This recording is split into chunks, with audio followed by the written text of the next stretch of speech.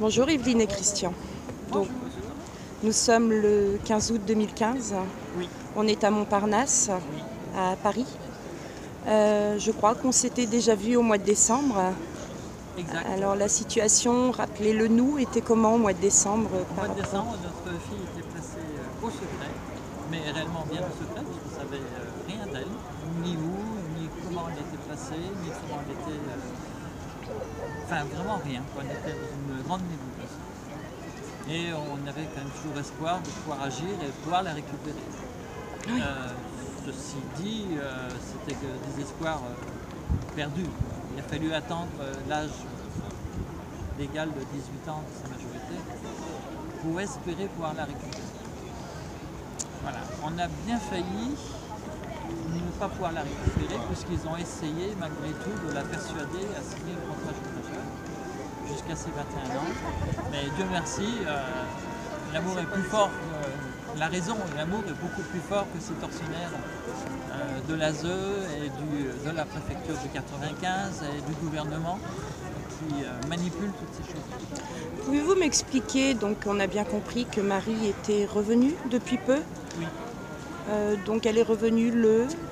Elle est revenue le 1er juillet, alors qu'elle était majeure le 16 juin. Donc pendant une quinzaine de jours, Marie était dans un vide juridique, dans un flou le plus total. Il lui aurait arrivé n'importe quoi. En fait, personne ne se sentait responsable de rien du tout, bien sûr.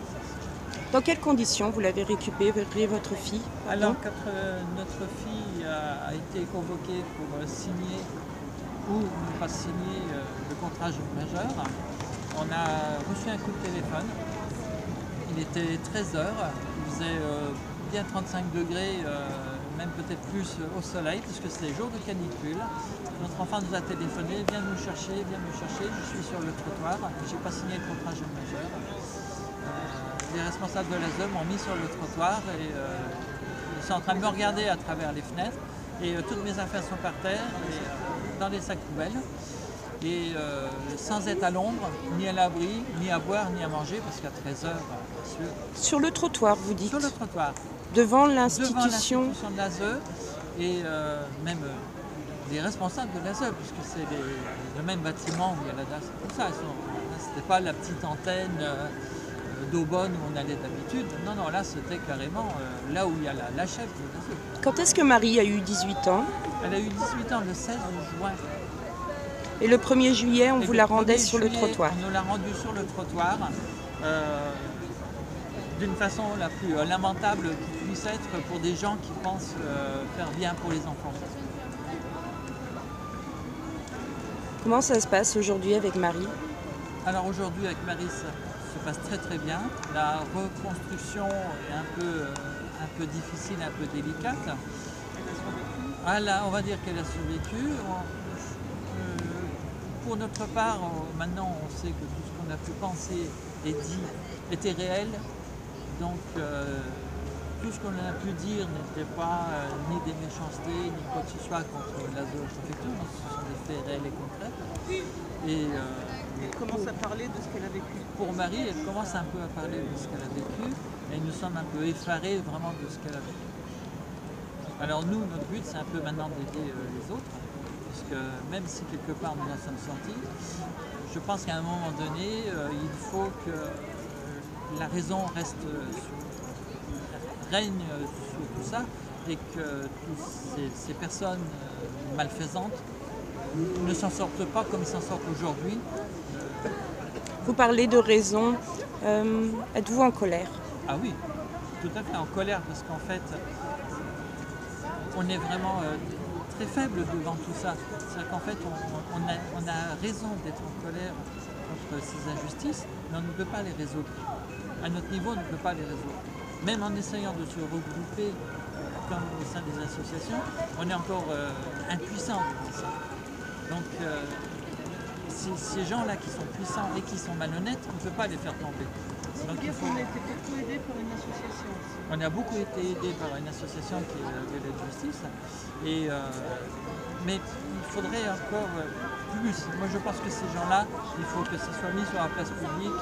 Est-ce qu'on peut considérer, vous parlez de Violette Justice, que c'est grâce à eux que Marie est sortie aujourd'hui.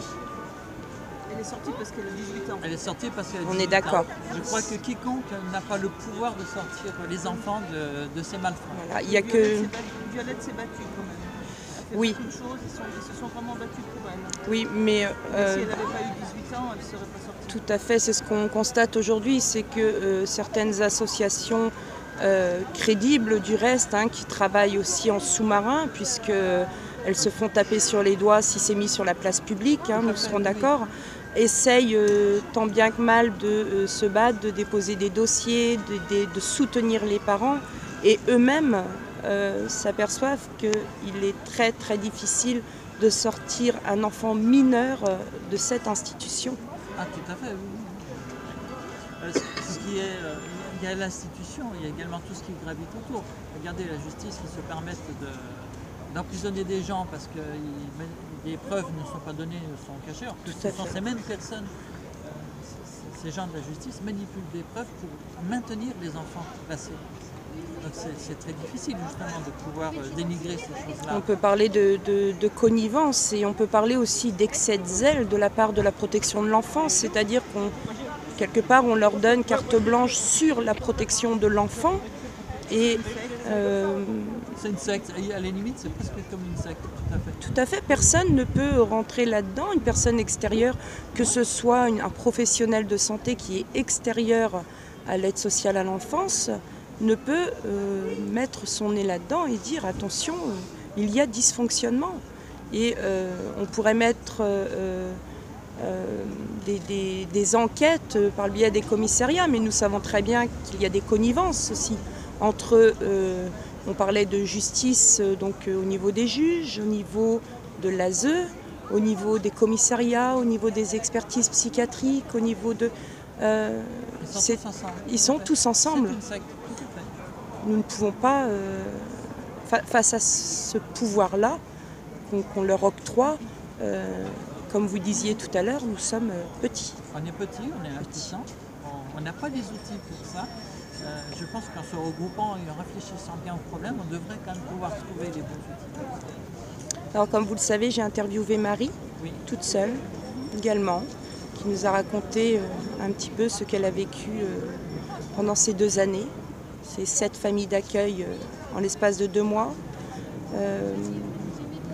Marie semble touchée par ce qui lui est arrivé. Vous, aujourd'hui, quel serait aussi votre mot pour votre fille? Ah, on est très très touchés par ce qui lui est arrivé aussi. Et, Marie va retrouver sa vie, elle va retrouver ses amis, elle va retrouver son école. Donc pour elle, c'est important qu'on efface un peu cette partie sombre de son histoire, pour qu'elle puisse s'épanouir. Tout à fait. Mais c'est son histoire. Mais c'est son histoire. Donc, ce qui est important, c'est son avenir. Et nous, ce qui nous importe, c'est de se battre pour cet avenir-là, mais aussi de les autres. Hein. Il est évident qu'en même temps, on ne peut pas s'empêcher, je ne sais pas si vous serez d'accord avec moi, on ne peut pas s'empêcher de penser à ces enfants qui restent des années et des années au sein de l'institution. Oui. On sait que Marie est restée de 16 ans à 18 ans, donc c'était une jeune fille consciente. À 16 ans, on a plutôt l'âge de la raison, si j'ose dire. On sait un petit peu ce qui se passe, on sait surtout ce qu'on a vécu avec les parents. Donc Il les manipule beaucoup. Oui. Donc même à 16 ans, ils sont perdus. Ah, oui. Donc on imagine un enfant en bas âge, un enfant jeune qui ne peut évidemment comprendre la situation et on sait que plus tard ça découle sur des traumatismes bien importants. Très important. Très importants. Et il faut que les familles se mobilisent, se regroupent, bougent et ils sont où? Oui, c'est ça. C'est que on est combien aujourd'hui là? il y a un nombre de familles touchées, je dirais. Imaginons qu'il y ait 1 million de familles touchées par justement cette injustice-là. Et encore, je suis sûr que c'est bien au-delà. On n'est que 5 familles. On n'est que 8 personnes à essayer de se battre. C'est vrai qu'il faut qu'on se batte toujours, même dans l'ombre. Il faut savoir que nos enfants auront des enfants et que l'histoire, si on ne fait rien, peut se perpétuer et ainsi de suite. Quand on voit avec l'injustice ça s'est fait, ça peut se passer à n'importe qui, même à nos propres enfants. Donc il faut que l'on arrête tout ça. Moi, je tenais à vous dire, Evelyne et Christian, un grand merci pour votre soutien, puisque aujourd'hui vous avez récupéré votre fille, mais vous êtes là. Vous êtes là le 15 août 2015, vous êtes toujours présents. On a suivi un petit peu votre parcours avec les internautes aussi. On a beaucoup été touchés par votre dernière vidéo et celle-ci également. Je suis la première touchée. Et sachez que le combat continue et on espère pour vous que du bonheur. Merci. Au revoir.